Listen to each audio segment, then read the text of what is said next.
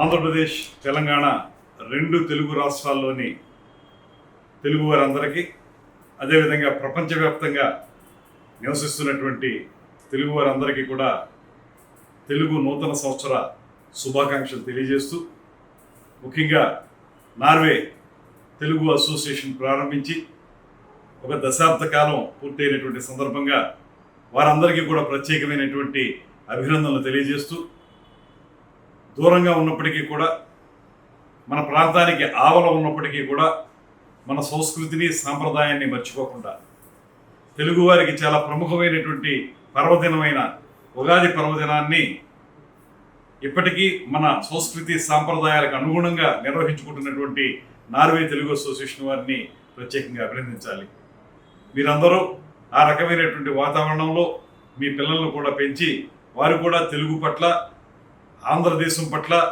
మన జాతి పట్ల, మన గౌరవం పట్ల ప్రత్యేకమైన మక్కువ చూపిస్తున్నందుకు మీరు మీ పిల్లలు తప్పనిసరిగా భవిష్యత్తులో వృద్ధిలోకి వస్తారనేటువంటి మాటను నమ్ముతూ,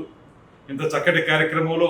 ఒక రెండు మాటలు వీడియో ద్వారా తెలియజెప్పాల్సిందిగా నన్ను మీరు కోరినప్పుడు నాకు చాలా ఆనందం అనిపించింది. ముఖ్యంగా ఆంధ్రప్రదేశ్ రాష్ట్ర సాంస్కృతిక, పర్యాటక మరియు సినిమాటోగ్రఫీ మంత్రిగా ఆంధ్రప్రదేశ్ రాష్ట్రంలో సాహితీ విలువల్ని పెంపొందిస్తున్నటువంటి రాష్ట్ర ప్రభుత్వం, ముఖ్యమంత్రి చంద్రబాబు నాయుడు గారు, ఉప ముఖ్యమంత్రి పవన్ కళ్యాణ్ గారి నేతృత్వంలో గడిచిన కాలంలో లేనటువంటి అనేక కార్యక్రమాల్ని తీసుకురావటం, ముఖ్యంగా పురస్కారాలను అందించటం, ఉగాదికి అనేక మంది లబ్ధ ప్రతిష్ఠులైనటువంటి రచయితలకి, కవులకి, కళాకారులకి అందరికీ కూడా కళారత్న పురస్కారాలు, ఉగాది పురస్కారాలు అందించటం, ఇవన్నీ కూడా పెద్ద ఎత్తున చేసుకుంటున్నటువంటి ఈ సందర్భంలో నార్వేలో మీరు కూడా ఉగాది పురస్కారాల్ని ఇస్తూ ఉగాది పర్వదినాన్ని ఇంత అందంగా జరుపుకుంటున్నందుకు మీ అందరికీ కూడా మరొకమారు ప్రత్యేకమైనటువంటి అభినందనలు తెలియజేస్తూ, దేశ భాషలందు తెలుగు లెస్స అన్నారు.